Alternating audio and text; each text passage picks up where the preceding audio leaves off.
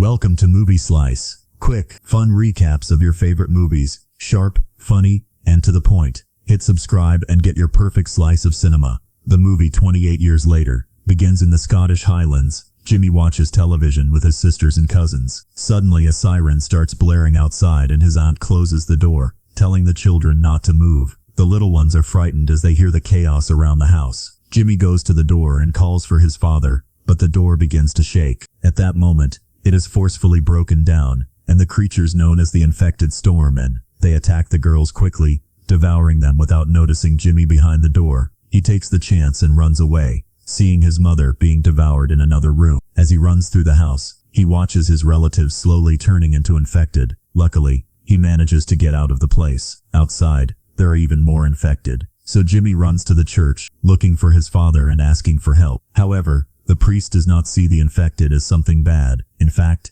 he believes that everyone has been saved, because to him, this is Judgment Day. He gives his gold cross to Jimmy and asks him to have faith. At that moment, infected break in through the window and Jimmy flees, but his father stays behind, wishing to be saved. The infected pile on top of him, biting him and turning him into one of them. All this chaos is caused by the rabies virus. Continental Europe manages to expel it and isolates it in the United Kingdom, which is cut off from the rest of the world. The country becomes a devastated land, where survivors have to fend for themselves. 28 years after the initial outbreak, a community survives on Lindisfarne Island, a safe zone separated from the mainland by a causeway covered by the tide. In the present, a boy named Spike will be taught to kill his first infect. His father Jamie prepares breakfast, but stops everything when he hears his sick wife, Isla, fall in the bedroom. The pair run to see her, and she panics upon learning that Spike will start training today. They argue, but she soon calms down. Isla suffers from memory lapses and confusion, so half the time she doesn't understand what's happening.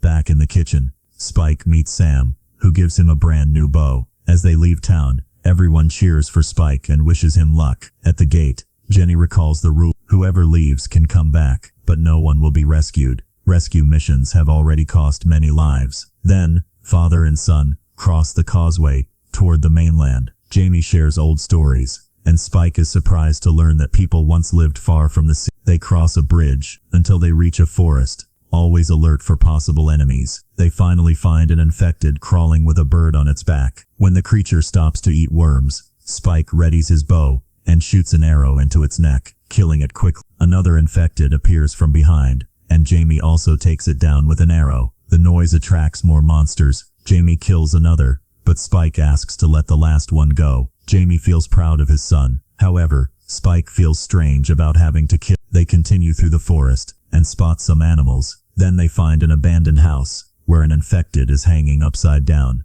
with a sack covering its face and letters carved into its back. Jamie suspects someone captured it while it was still human and left it there as bait. Now it is infected. Jamie wants Spike to kill it, but the boy hesitates out of fear.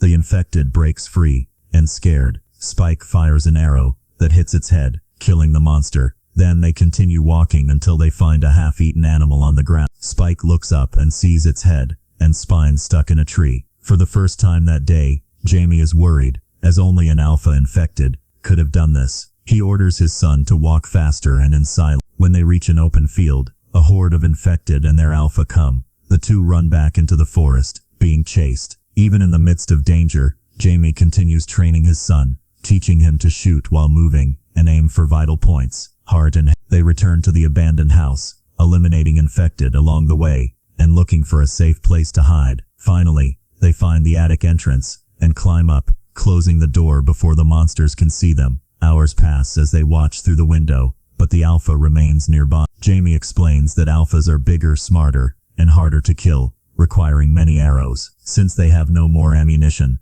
they will have to wait. Spike feels guilty for missing some shots and taking too long to act, but Jamie reassures him, saying he did great for his first time. In the middle of the night, they see a person with a flashlight, and Jamie explains it's the quarantine patrol. On the other side, a fire breaks out and Spike gets curious, but Jamie quickly changes the subject. When Spike falls asleep, he has a strange nightmare about his mother drowning in shaking structures. Jamie wakes him, because the house is actually shaking, and they need to leave. The pair run and manage to escape seconds before the roof collapses. Knowing the noise will attract infected, Jamie and Spike run home as fast as possible. The high tide has covered the causeway, but the water is still shallow, so they manage to cross. Suddenly, a flock of birds flies overhead, and the Alpha appears on the causeway to chase. Spike slips a few times, but Jamie quickly helps him, and together they run until they reach solid ground. Jamie then shouts and whistles to alert the guards at the gate. The group turns on the lights to locate the Alpha, and shoot arrows to bring it down. The creature recovers quickly, so the next arrow is set on fire before being shot. This brings down the Alpha,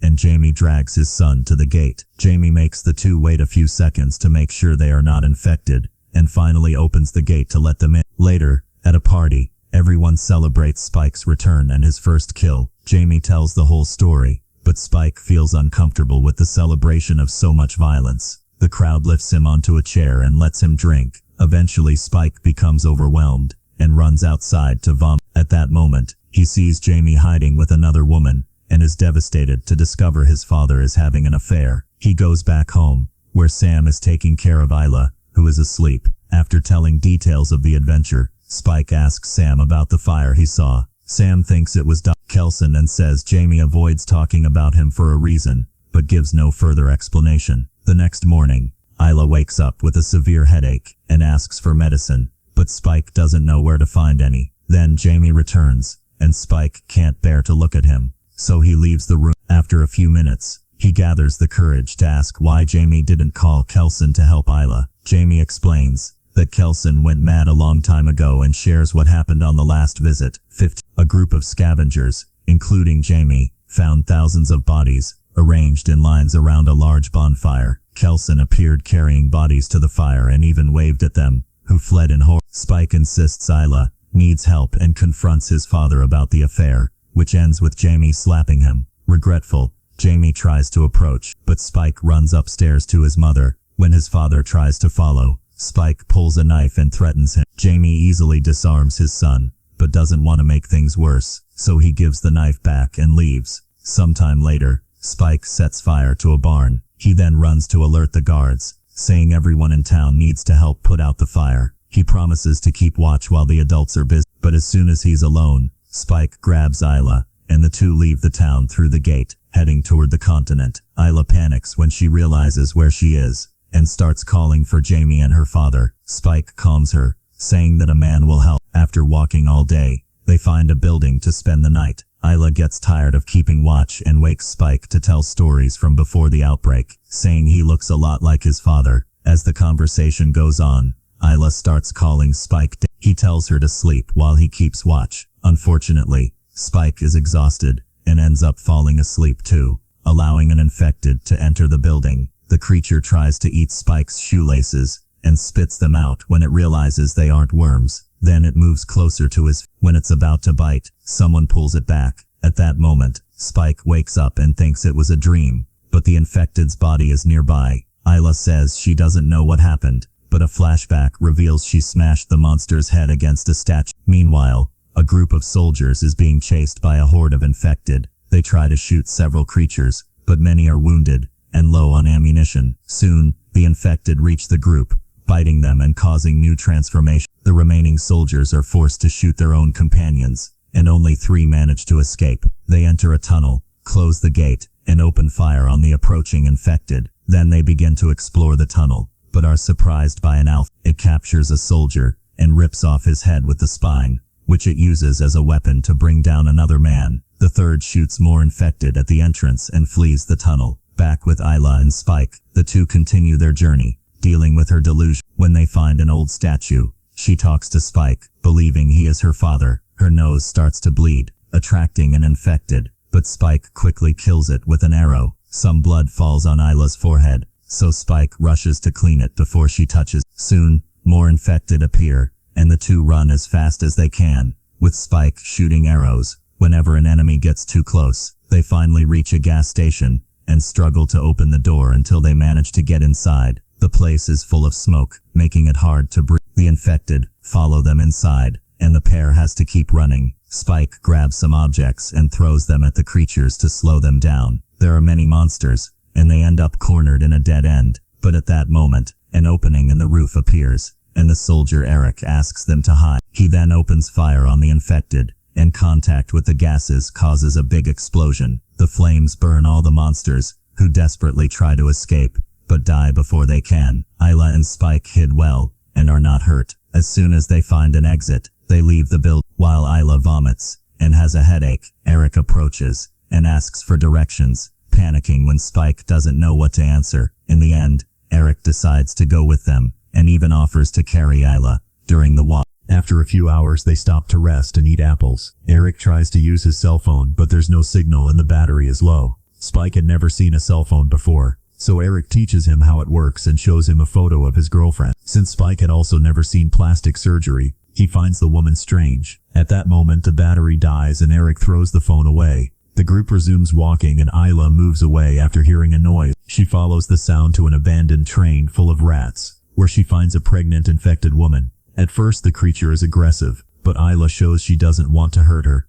and helps with the delivery. When the boys arrive, Isla tells Spike to cut the cord. They clean the baby, but the infected woman advances and roars, causing Eric to shoot and kill her. Eric also wants to kill the baby, but Spike and Isla observe closely and conclude that the child is human. When Eric is about to shoot anyway, a female infected appears from the ceiling and pulls him outside. The infected then jumps inside, revealing itself as an alpha, and showing that it has Eric's head. Seeing the dead infected woman, it becomes enraged and starts chasing them. During the escape, Spike fires several arrows, which cause little damage but slow the alpha down. Soon Spike, Isla, and the baby manage to get out of the train, and the alpha follows to continue the chase. However, Dr. Kelson appears and knocks it down with a tranquilizer dart. Then, Kelson introduces himself and explains that he keeps his body covered in iodine because it protects him from the virus. He picks up Eric's head, calls the alpha Samson, and says he's been living in the area for 3 years, but usually keeps his distance. Spike asks the doctor to help his mother,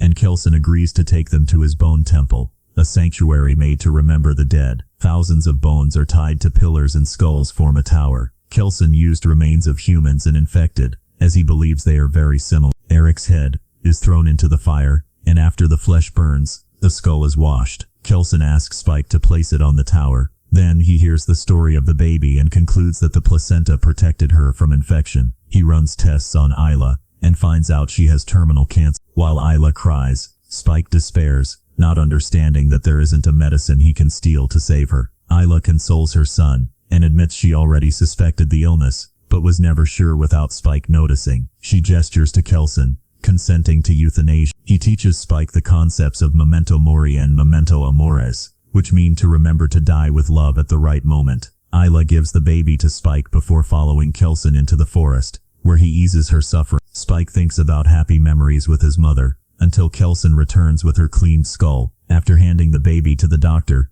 Spike climbs the tower and places the skull on top. At sunrise, Samson comes running through the field, so Kelson pushes the children into a secret well he built for protection. Samson finds them and roars as he tries to remove the lid, but gives up, and the group believes they are. However, Samson returns, breaking the wooden structure and grabbing Kelson, shaking him before starting to strangle him. Spike grabs one of the doctor's tranquilizer syringes, and injects it into Samson's arm, who instantly falls asleep, saving Kelson. Next, Spike returns to the city with the baby in a basket. He names her Isla, and leaves a note at the gate for Jenny to find. The note is delivered to Jamie, who discovers Spike has left and doesn't want to be found. The letter also states that Kelson isn't crazy and that the baby is desperate. Jamie runs out of the city to look for his son. However, the tide is too high and he can't get far. 28 days later, Spike walks across the continent, surviving on animals he hunts. When an infected approaches, he easily kills it with a single shot. More creatures appear, forcing Spike to flee. The road is blocked by a large stone wall, but only one infected finds him. Spike eliminates it as well. Suddenly, someone makes a surprised sound, and Spike turns, finding an older Jimmy, who still wears his father's crown. Jimmy is impressed by Spike's skill and reveals he has his own group. More infected are approaching, so the group jumps off the wall and fights together to eliminate all the enemies in a few minutes. They laugh during the battle, as they enjoy killing with brutality. Jimmy celebrates the victory with a shout and tells Spike they should be friends. Thus ends our movie today. If you liked today's video, don't forget to like, subscribe to the channel, and activate the bell to receive all new updates. See you in the